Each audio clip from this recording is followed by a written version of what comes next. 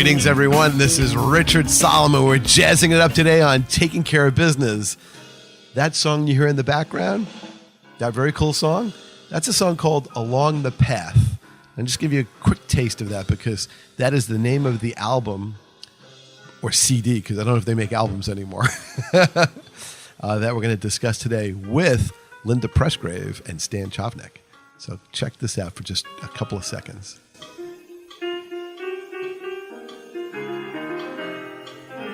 Now, isn't that awesome? All right, so welcome, Stan and Linda. Welcome to the show. I'm going to lower the other stuff. So, Along the Path, Metropolitan Records. This is very exciting. I understand that this was basically a work of art that came out of a travel journey. Now, most people send postcards as opposed to albums. So how did that all come about? Well, how this all came about is the piece you're hearing now is from the Asian Suite. And since we're going to start back before that, I'll say that the piece that started this was actually the Bird of Surette. And we had taken a journey to France, to the southern part of France in the Catalan region, close to Spain, actually. And I was invited to play on a concert or a festival there from a woman that I had met at the World Music Forum in Los Angeles in 2005. And she invited me to come to this festival that she did in Surette, France. And Stan wanted to go, and she said, come on over, and you can be a part too. And there was another woman that also went along. And that's where this came from. And it was a crazy trip. Details. Yeah, crazy trip. Because my father had passed away about 3 weeks before we went. And so a little tough time. And there was also a vocalist on the trip that made things interesting at some point. And but we made the best of it. And I heard this bird call. And I said, man, that sounds like a jazz riff that I could make a piece out of. And after I did that, and I wrote this piece, which basically when I came back to the States just kind of came out. I sat down at the piano, it was just kind of there, and I wrote the notes, and it was actually on my last CD. And I thought about all the different pieces I could write about my experiences on a musical tour and what I learned, things about myself, things about the countries, etc. And as I went along, and we ended up going to Asia after that a bit, these things kept coming to me, and I thought, wow, what a great thing to do, to make it into like a suite instead of just having piece after piece after piece, that in some ways these things are linked, either by the region or also by experiences. So that's where it came from. Wow. Do you pair this with any food or beverage? oh, definitely. In France, we had the greatest cherries. We had anchovies. We had the head of an octopus we ate. What else? Well, we didn't eat it. We ordered it, but we didn't eat it. I didn't eat it, at least. I tasted it and said, what is that? You'll notice there's one piece in the French suite called You Just Never Know, and it was one of those kind of trips. Oh, wow. So, yeah, so that's where it came from. All right, so let's do this. Okay. If we were to pick a song to play, as opposed to just something that we're going to talk over, what should we ask our handy engineer to play for us? Well, I think A Socks of You. What do you think, Stan? I think so. That's a great A tune. Socks of You, which is number 4, okay. Which is written for Tokyo. Okay, so for the people listening out there, it's spelled ASAKUSA, because yes. I thought you said the sax view, like a saxophone. The view of the saxophone. No, it's a Socks of You because in Japanese, that I'm so fluent, you don't pronounce the U. I don't know why it's there, but so it's a saksa. I only know two things about Japan from Sake? From Iron Chef and 60. I know that if you work too hard, it's called krosha, which means work to death, because I'm very familiar with that. Okay, There you go. And then I used to watch the original Iron Chef, which I thought was a phenomenal show. Way before all that Food Network TV stuff made it all popular. Well, we know it's Asakusa View now, but we went to Tokyo. We didn't. We couldn't. Yeah, I kept trying to tell somebody what area I was going to, and they would say, where? Asakusa, whatever. Asakusa is actually, that's the old area, which was Edo originally in Tokyo. It's the old part of Tokyo, and it's a phenomenal area. And we stayed in this hotel that when you open the drapes, we had this view of the famous Sensoji Temple, and it was magnificent. And as the piece starts, it's like opening the curtain and just seeing ancient Japan, almost. I mean, that's what it felt like, and it was just breathtaking. So that's where we started, and I tried to capture the sights and sounds of Tokyo. And we went there because Stan Chovnick, who is the other partner here with me, my husband, who's also the saxophone player and also president of Metropolitan Records, and it pays to know people. Yeah, I know. So anyway, his daughter, Rebecca, who's my stepdaughter, was teaching English in Japan. And we went to Tokyo to meet her. And that's how this whole trip came about. And she said that she thought I really captured Tokyo in this piece because it goes through a lot of different sights and sounds. So, all right, so let's take a listen to Asakusa. Yeah. View. All right, This is Richard Solomon, and this is Asakusa View. Enjoy. And let me say that this is also Stan on soprano sax, myself on piano, Harvey Yes on bass, great bass player, and Allison Miller, wonderful drummer, sounds like a taiko drummer from Japan. Wow. So please enjoy.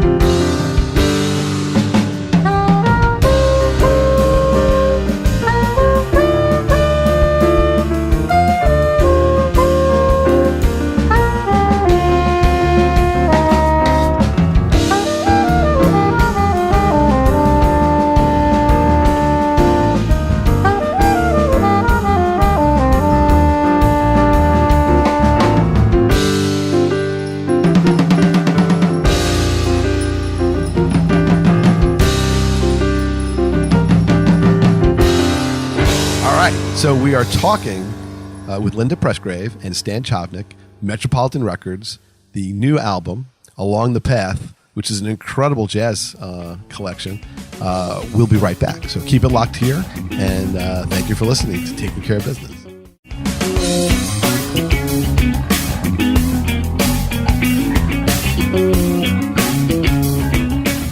All right, welcome back. Richard Solomon, Taking Care of Business, TCBRadio.com, and on YouTube, youtube.com/user/TCB Radio, WCWP. This is a song called Where East Meets West. And this is about Macau. I think I said that right. Macau? You did say it right. Macau, yes. Cool. Do you know anything about Macau? Well, I know what I learned from the liner notes. Okay. But that's cheating. And then I guess I could quietly go over to Wikipedia and pretend that I know something. Well, the whole thing about East Meets West is the fact that Macau is on, the area of China, and it was originally like a Portuguese settlement in China. So it's really a mixture of Portuguese and Chinese, which makes for, you talk about loving food. Oh, I love food. Very interesting food, and some great Chinese food while we were there, and great different dishes, and it was really a lot of fun. And so the piece that I wrote is a combination of Asian sounds, my idea of Asian sounds, complete with gongs, etc. in there. And also the bridge section is, I wrote it like as if it was almost like a bossa, like a Portuguese, form, to just make the combination of the two, and then it goes back into the Asian influence. So that's that one. That's what Macau is about. Well, what's kind of interesting about the whole East meets West is truly, at least in my opinion, the convergence of a lot of Eastern and Western ideas and thoughts, medicine, the fact that Western medicine is finally recognizing acupuncture, Chinese medicine, herbs, things like that. Right. The influences of the East and the West coming together have, brought things to us that, it's just, Asia really opened up our minds, wouldn't you say, Stan? Yes, and a place like Macau is really an interesting place because it was a Portuguese settlement in China, and so there's really the influence are so integrated that it's like there's Spanish food, there's Chinese food, There's the languages, no one spoke English at all in Macau. Well, and also there's a tremendous gambling that's like the Las Vegas of China, and it's huge. I mean, they are really into it, and a lot of Chinese come to vacation in Macau. So it's very, very interesting place. Well, and there was also a lot of people from India. I mean, there was a lot, really like a melting pot of all the Asian countries. Yeah, of all the Asian countries. So how did you end up in Macau, since most Americans, when they travel around, go to the typical places that you always hear about, Beijing, Shanghai, Hong Kong? Well, we wanted to go to Hong Kong. Did you rent a car and got lost or something? No, what happened? Well, we wanted to go to Hong Kong. What happened is it was the year of the rabbit, and I am the rabbit in the Chinese zodiac, and I happened to be at Starbucks, and they had a CD for the Chinese New Year, and I bought it because it was the year of rabbit, and they had a rabbit on the front. I said, "Oh, this is cool," and so took it home, and I said, and Stan was going to take me on a big trip for a big birthday, and we said, "What about going to Asia? What about going to China?" And then I said, I always just wanted to go to Hong Kong. And so that's where it started. And then when we found out that it's just a short trip across the water to go to Macau, because we kept hearing about Macau. I didn't know anything. I mean, we didn't know anything. I remember sitting on the floor in our room going like, what are we going to see while we were here? And then finding out just what a fantastic place it was. So that's how we went there. It's only like a 30-minute. What, about 30 minutes? About 45 minutes by ferry. By ferry. From where? So it's pretty close. From Hong Kong. From Hong Kong. Yeah. So. And culturally, what was the difference between Hong Kong, which is a British origin city, and I from what I read about it, it's a little bit more free enterprise. So is Macau. So is Macau, though. So is Macau, except that the big difference is in Hong Kong, many people speak English. So it's kind of... Oh, yeah, it's very easy. Even though it's very Asian, and there's not as many Westerners as you would think, when you go to Macau, were there any other Westerners? I mean, we were trying to get water one time, and people didn't even know what we were speaking about. I mean, it's really, it was like very, very different, you know. And the food was very different. Casinos. The food was very different. The casinos would speak English. Yeah, the casinos. I could say that my research assistant just handed me a note, but according to Wikipedia, Macau is one of two special administrative regions in the People's Republic of China, the other being Hong Kong. Exactly. And it lies on the western side of the Pearl River Delta. That's right. It's beautiful, beautiful country. Beautiful. Yeah. A former Portuguese colony administered by Portugal from mid-16th century until late 1999. Yeah. Right. Wow, 1999. That was like yesterday. So it was very interesting. Yeah. Very interesting. Wow. I would recommend it.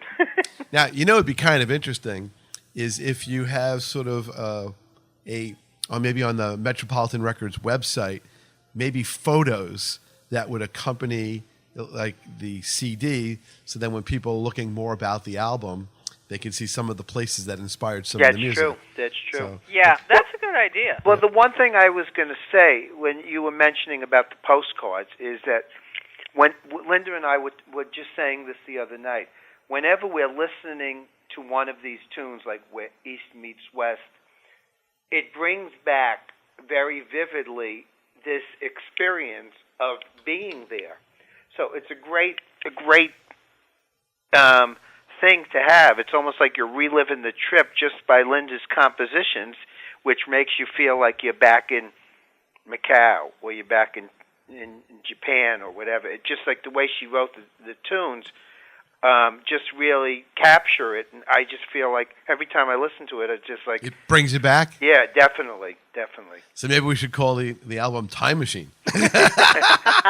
Right. I know. Apple already took that one. Okay, so let's talk about Harbor Lights. Okay. Because that's Hong Kong.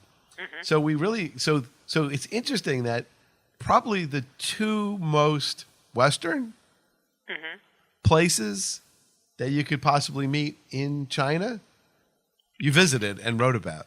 Yeah. That's kind of very interesting. I mean, think about it. Well, we thought it was a good introduction to China because, once you then that was that that gave us a taste. And, if you ever decide to go back, I mean, and you want to do more, you can, but you also you got the flavor, which I think was a good thing. Wow. And this next piece, Harbor Lights. Harbor Lights. Let's talk about that. Okay, Harbor Lights.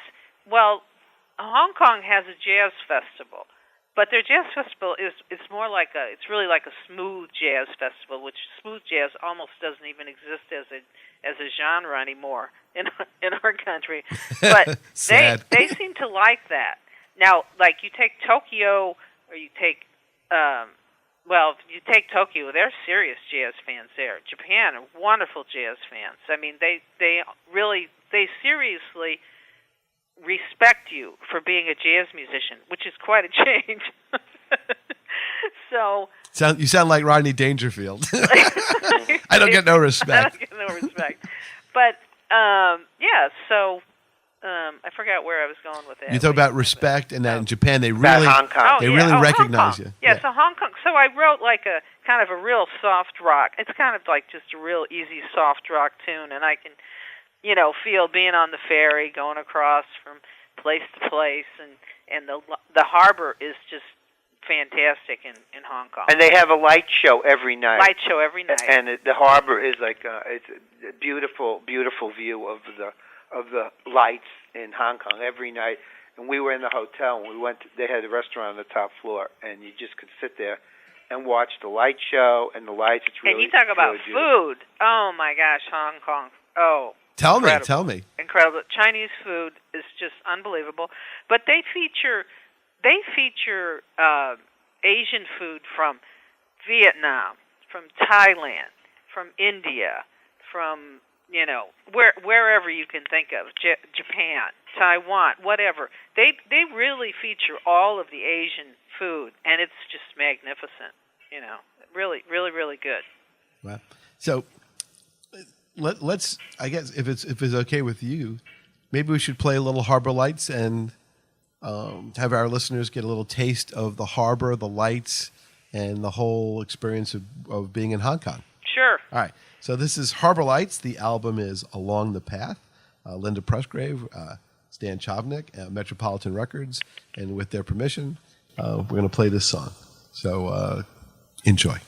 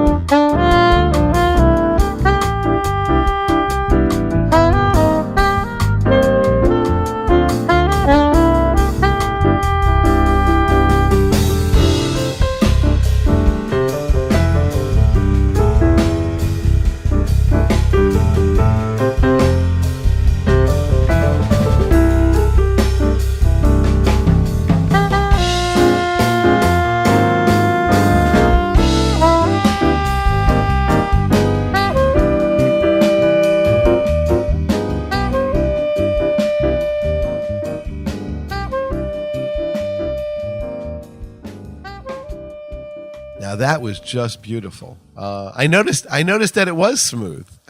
It was. It was smooth. And you are right about they've taken the smooth out of jazz in the United States. Yeah. That's true. What happened? I don't know. All of a sudden, there were no radio stations. For a while, it was a very popular thing. I don't know what happened. All of a sudden, it just kind of died. I don't know if the radio station decided they had enough. But for a while, people were really enjoying that. Well, because I've listened to this album several times, not just for pre-production purposes, but just, doing some, driving in the car and you want to just kind of have sort of just a quiet, nice ride home, not listening to the news and hearing about all of the things going on. Yeah. Or, listening to maybe a lot of the music you've heard a million times already. Right. And it's just something to kind of, just smooth out the day, just round it out. Exactly. And it's really perfect for that. And there was a station not that long ago in New York that actually had smooth jazz. Right. They got replaced by an alternative rock station, which I actually like that format. But ultimately, that format didn't last, and they were sold to a sports station. Oh, really? Yeah, it went from like smooth jazz, which it was a smooth jazz station for a number of years. Right.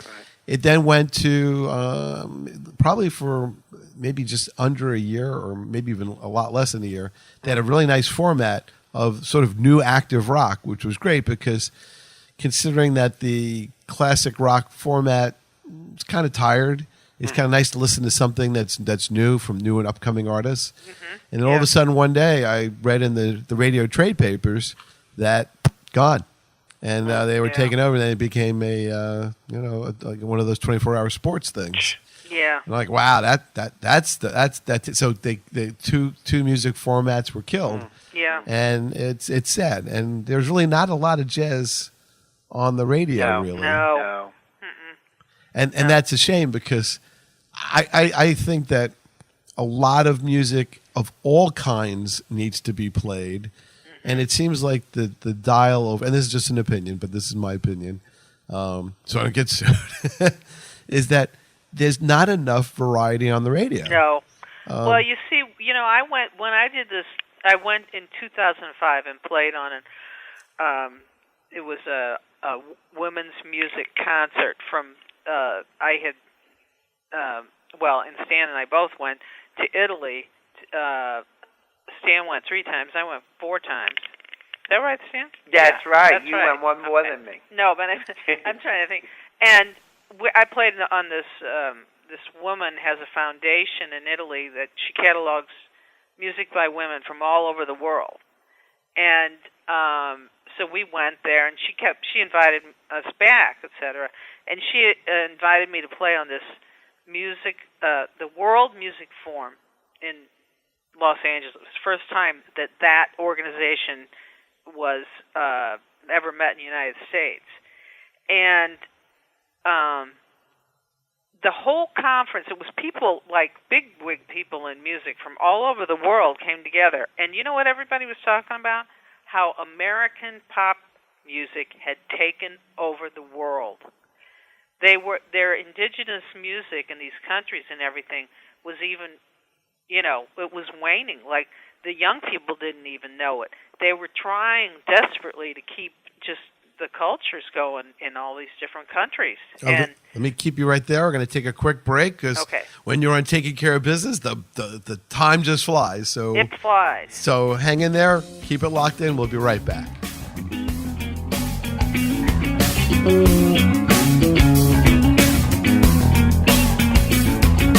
What I really need, some kind of affection.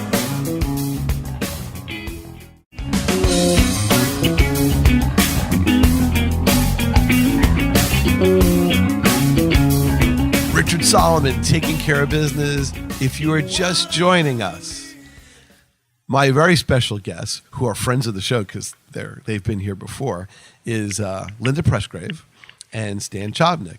Now, they're with Metropolitan Records. They're in New York City. And they're one of the few people who I personally know that are still out there making great new music in New York City, publishing it, getting it out there, promoting it, and inspiring people. So my hat's off to you guys for doing that. Because in this day and age of all the social media and sort of the mass commercialism of music, which we were kind of talking about before the break, you're really swimming against the tide. But I admire you guys for doing what you do. And what you're doing is important because this is great music, and it needs a channel to be played on. Well, I appreciate what you're saying, because I think that's the thing. When you said mass before, I thought you said mess of music, and I'm like, yeah, that's kind of what it is. But we appreciate you giving us a forum to listen to the music and present the music, because we are great believers in that if people just get to hear jazz and new works and things that they might like it, but they have to hear it. And to get the music to the people and get the music to the people is not an easy thing. Not anymore, because in some ways everybody's a musician. Everybody has a YouTube channel. Even I have a YouTube channel. There was a guy on the train tonight, right, Stina? That's right. That's right. Well, the other thing that I think is important is to put out new music, because as great as some songs and pieces and albums are, you don't want it to be dead. You don't want it to not continue on, and it's important to put out new music. There's so many great rock albums and jazz albums, but do you want that to be like a classical dead medium where people are just listening to the old stuff, or do you want to have new things that are still inspiring you? I think it's exciting when you hear something new that you've never heard before, and it's new compositions, new material, and you like it. It's really uplifting to hear that. So that's the way I feel. Well, what someone once said about radio is that when you listen to music on any radio, whether it's HD, FM, AM, or satellite, you never really know what's coming next. But if you have an MP3 player, no matter who makes it, no matter how big it is, if you're just reshuffling the same old songs, there's just a limited amount of material that you have. So you'll just hear the same stuff in different orders. It's true. But it will not inspire you. And to some extent, we all need to be stretched.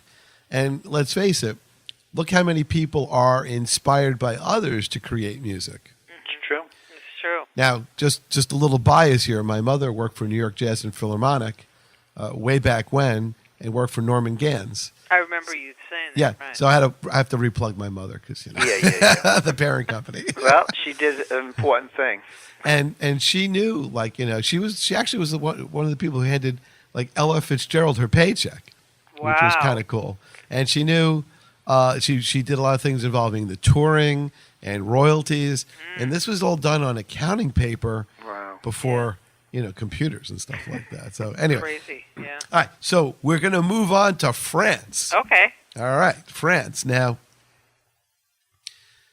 tell us a little bit more about the whole French suite. So you had the tour in France in 2006, and then you magically created 6 pieces. Right. Well, I kind of, Berta Surratt was where we did... Stan did a performance with me there. We did a performance and we stayed there. And we did stay there, right. And so that area, Surratt is they have an important small modern art museum where they have some works that Picasso did just for that art museum.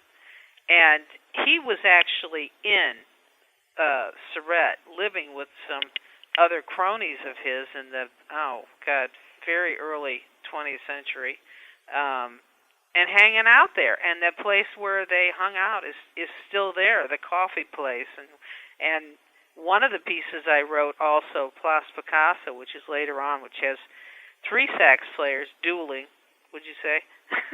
But they actually used to do bullfights in that area, and that's where they have the market. That's what it is, 3 bulls. Yeah, 3 bulls. But that that place, the Place Picasso, all the European towns have a piazza or a plaza, a place, whatever, where people gather, and that's what that is.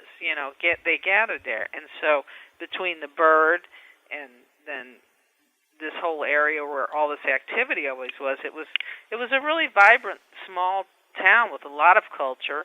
It's in the Pyrenees Mountains, and it's absolutely beautiful, and it's close to Barcelona, so it's close to the Côte d'Azur, and so it was a beautiful place. And Colors of Collioure, which is a trio piece that I wrote. Collioure is an absolutely beautiful seaside town. Stan didn't even see this town because he had to go back to the United States, and I was there, and I didn't play there, but I went to tour that area, and you'd go there, and there were just artists everywhere painting pictures, sitting out by the seaside. It was a nude beach, too, but the water was better to look at than most of that. So, but that was it, and then one of the other pieces, You Just Never Know, we were on a festival where this woman produced a festival in Surrett. It had local musicians. She brought in the big, there was performance art. There was this family from Germany, what was her name? The Kaufmans. The Kaufmans. And they did this whole performance art thing. And I remember I was talking to one of them, and the young man was saying he was probably going to come to New York to perform, and I said, well, you just never know. We'll probably get together or whatever. And all these made me think about how all these things happen, and you never know I never knew I was going to get a whole album out of being in France, because there was great things about it, but it was a hard time in my life. And you find out tours don't always go exactly like you think they're going to go. You learn a lot on a tour. So I made the best of it, and I got great music out of it. And then Blues for a Rainy Night has wonderful sax player Vincent Herring, very film noir. You know that word, right? Yes. You've heard that. Okay. Yes, and I could look it up on Wikipedia. Okay. It's a very dark. I kind of there's I don't know. I can't think of the name of the Miles Davis CD that he actually. I think it's called Elevators to the Gallows. That's the English version, yeah. Wow. Of it. That's a very interesting title. It's an interesting movie, really. Yeah, it's a French movie. Oh, it's a great movie. I can't think of the French name, but it's really... Accenture... I can't... whatever, I can't think of what it is now, but he wrote... It's a French film, and Miles Davis did the music for it, and it's a very dark movie, and...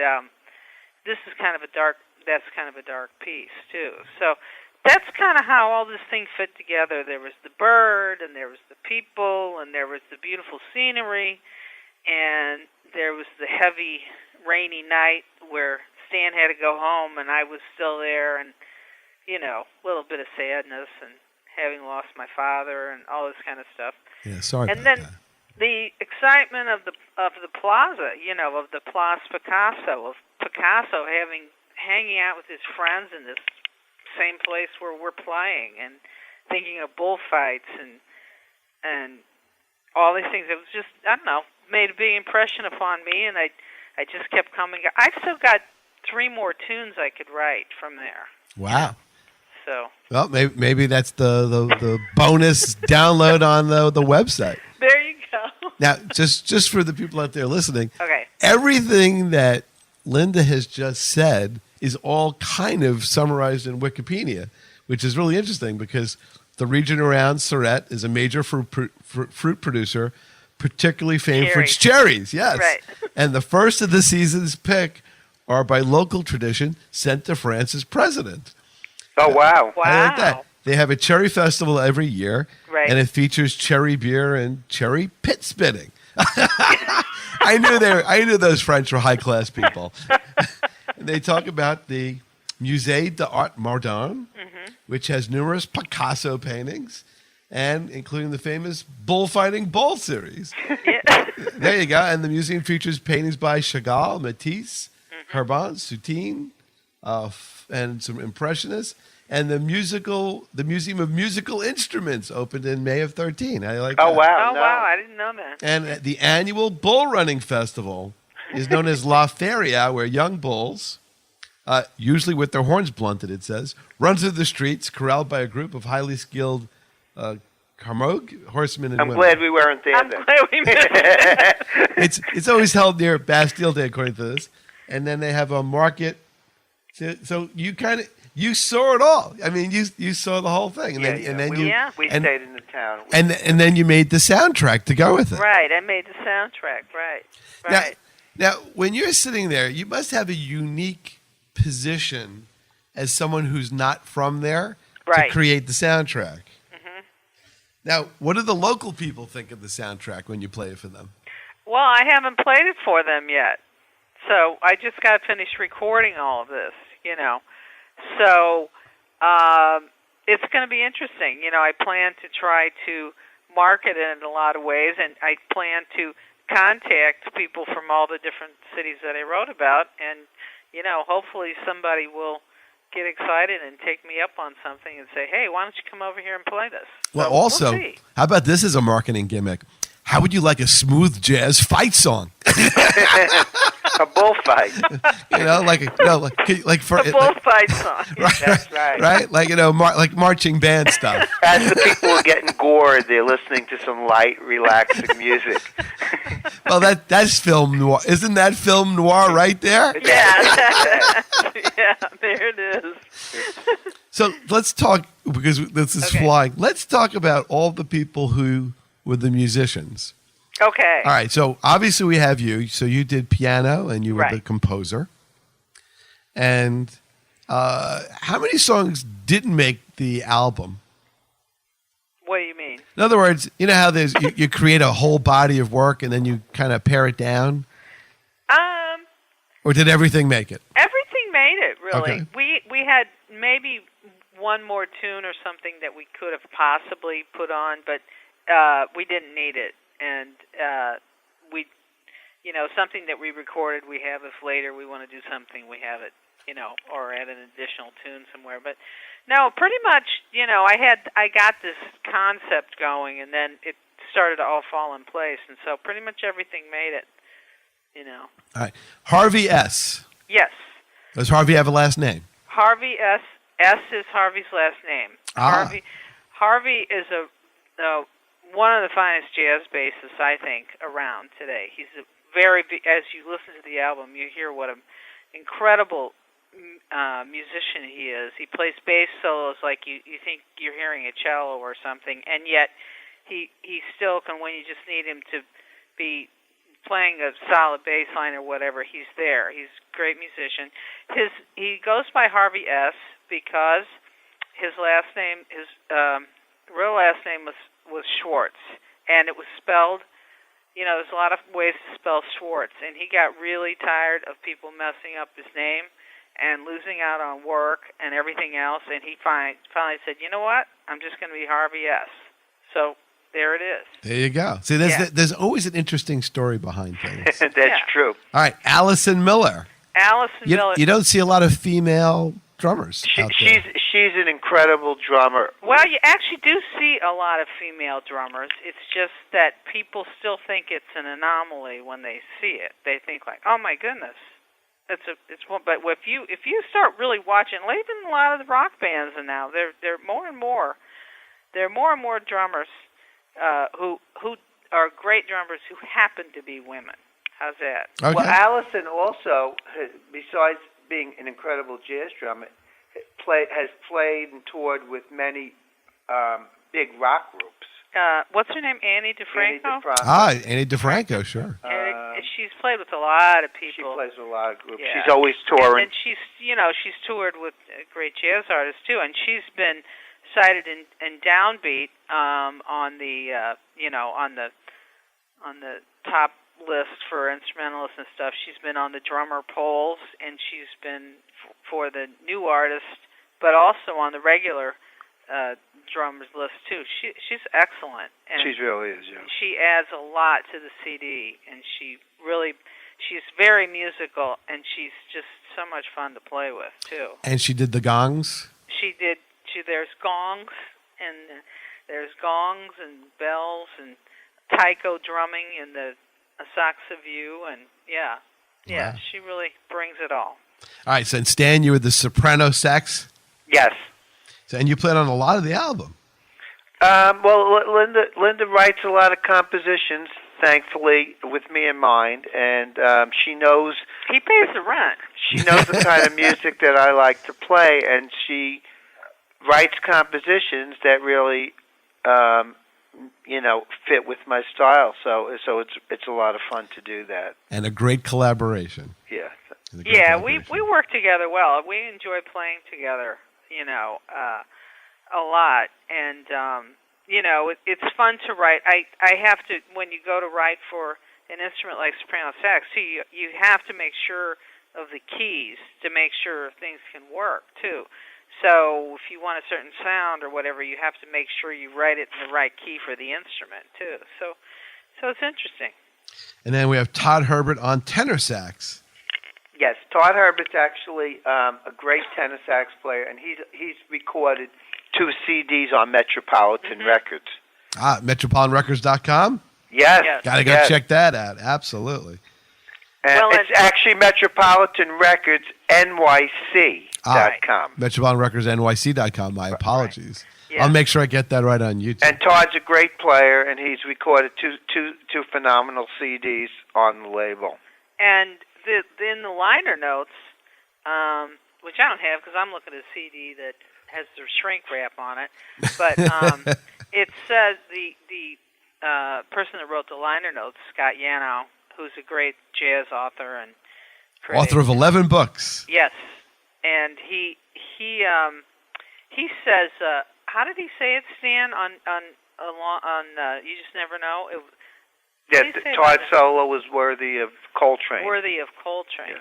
Yeah. Wow. So Todd's a great player. Yeah, great player. Yeah, and people, again, just getting people to know who you are and stuff is not so easy. Well, what's not easy is filling this show with 1 hour. So what we're going to do... Oh, wait, we're going to go to YouTube. We're going to send everybody over to YouTube. So we're going to, for all those new people listening on FM, we have to bid you a fondue. But because of the wonders of YouTube and unlimited, basically time there, we're going to have you follow us on YouTube at youtube.com, user/TCBRadio, WCWP, and we'll catch you there. This is Richard Solomon. Thanks for listening. That was fast. It goes quickly. We'll see you next week for another fast hour of taking care of business. Stan, Linda, thanks, and stay with us. Thank you. Thank you. One